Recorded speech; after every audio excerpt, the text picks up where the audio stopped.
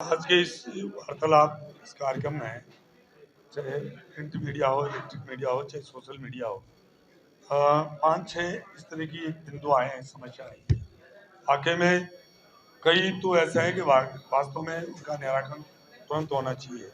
जैसे कलेक्टर महोदया उन्होंने बता दिया, जैसे कभी खबर को लिखे तो उस पर कोई कार्रवाई होनी चाहिए उनके संज्ञान में आते ही।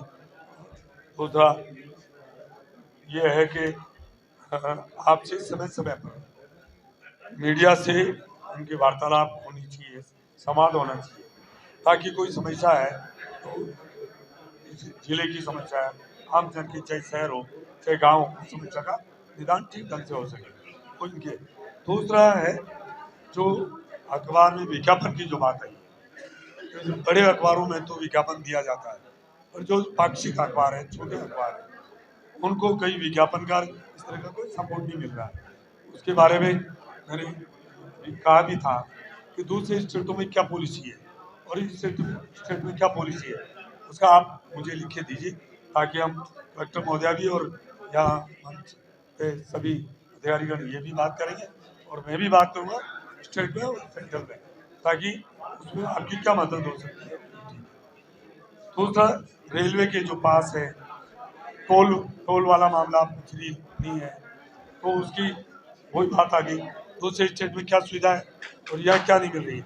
मैं इतना आपको कह सकता हूँ कि दूसरे स्टेट में यदि पत्रकारों को जो सुविधा है और यहाँ नहीं है, तो मैं आपको विश्वास दिलाता हूँ कि वो सुविधा आपको जरूर मिलेगी।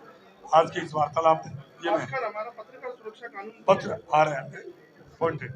फिर आपकी सबसे बड़ी बात है पत्रकार सुरक्षा है, तो वास्तव में पत्रकार जो भी सच्चाई है उसको उजागर करते हैं, उजागर करते हैं तो कई उनको तकलीफ होती है, तो उनके मन में थोड़ा सा भाव विकृति आती है मन में, तो कहीं ना कहीं पत्रकारों के लिए तकलीफदायी हो सकती है। वास्तव में उसके लिए कलेक्टर महोदय है, उनको भी बताया है, और राज्य सरकार भी इसके लिए क्या कर सकती है, उसके लिए हम राज्य सरकार को भी बोलेंगे और जिला प्रशासन बैठेंगे उसके बारे में। फिर आपकी जो पत्रकारों की जो सुविधा है, आया में 2014 के बाद 10 साल में जो पहले आपको सुविधाएं दी गई थी, और अब वो सुविधाएं बंद कर दी गई है। तो मैं भी पता करूंगा कि दूसरे स्टेट में आखिर क्या सुविधाएं हैं और इस स्टेट में क्या सुविधाएं हैं। यदि वहाँ सुविधाएं मिल रही है और यहाँ सुविधाएं नहीं मिल रही है, तो मैं आपको विश्वास दिलाता हूँ कि हम मुख्यमंत्री जी से मिलकर और उनके संज्ञान में लाकर ये जो समस्या है उसको निदान कराने की कोशिश करेंगे।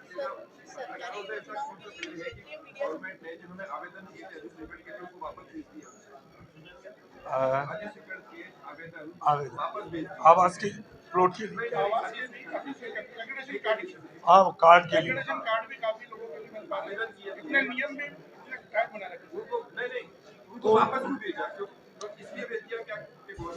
तो उसको फॉलो नहीं कर रहे। देखो जो नियम है, देखो ये देश और दुनिया नियमों से चलती है, तो जो सिस्टम बना रखा है, जो नॉर्म्स है, उस नॉर्म को फुलफिल कर रहे हो तो मिलना चाहिए, नहीं मिले तो आप बताइए, मुझे बताइए।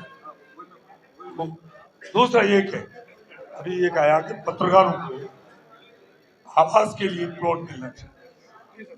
मैं किशोर में जब विधायक था तो मैंने जितने भी पत्रकार थे उन सबको मैंने आवास के लिए प्लॉट दिलाई जो, और तो यहाँ भी मिलना चाहिए, यहाँ भी मिलना चाहिए, ये तो आपके आखिर अधिकार है। और तो वही किन को मिलेगा जो उसमें पात्रता रखे। कल हर कोई, मान लो मैं कुछ नहीं, मैं जानता, मैं पत्रकार बन गया और मैं कल कह दिया भाई मुझे भी दो, तो जो उसको फुलफिल करते हैं तो उनको भी आवास के लिए प्लॉट मिलना चाहिए, इसके बारे में वो भी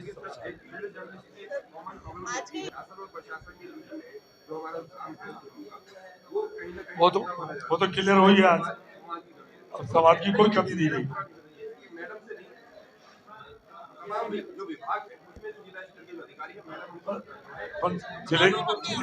पर जिले के मुखिया हैं, तो ये कोई समस्या आप बताइए, ये बुलाएंगे।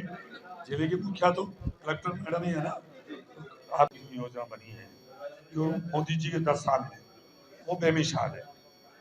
182 योजनाएं ऐसी है जो केंद्र सरकार की, जो गरीब को गणेश मानकर जो उन्होंने काम किया है।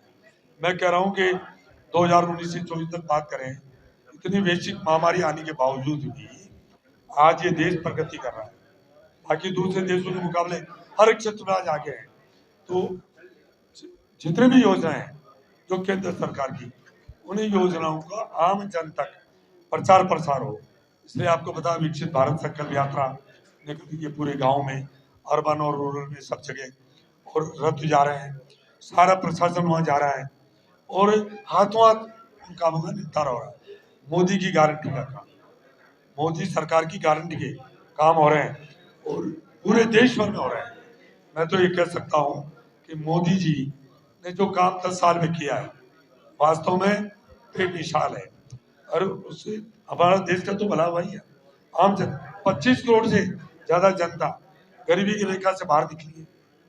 ERCP की बात करें, मैं तो कह रहा हूँ अब तो 21 जिले हो गए। ERCP एक वरदान साबित होगी, यहाँ की धरती सोना उगलेगी। आज हर हाथ को पानी मिल गया तो हर हाथ को काम मिल जाएगा, नौजवान को रोजगार मिल जाएगा, बेरोजगारी खत्म हो जाएगी, गांव में खुशहाली आ जाएगी और ये हमारी धरती सोना उगलेगी। और मैं तो फिर कह रहा हूँ, मेरे जैसा व्यक्ति जो ढाणी से शहर में गया है, वापिस हम गांव, शहरों से वापस गांव की ओर चले जाएंगे। इतना काम हुआ है मोदी जी के नेतृत्व में, हमारे जल शक्ति गजेंद्र सिंह शेखावत जी और हमारे CM साहब सबके नेतृत्व में जो ERCP का जो काम हुआ है, मैं कह रहा हूँ हरियाणी अभी फिर चोरू उधर शेखावटी जिले उधर हो गए सारे। मैं कह रहा हूँ आने वाला जो समय है ये अमृत काल है, आने वाला समय इस देश का है, पूरी दुनिया में सबसे सशक्त और मजबूत राष्ट्र मोदी जी के नेतृत्व में बनने वाला है। और ये इसी वजह से कि जो गरीब को गणेश मानकर जो योजनाएं बनी है वो अब नीचे धरातल पर पहुंच रही है। आम जन को जो पात्रता रखते हैं उनको उसका फायदा मिल रहा है।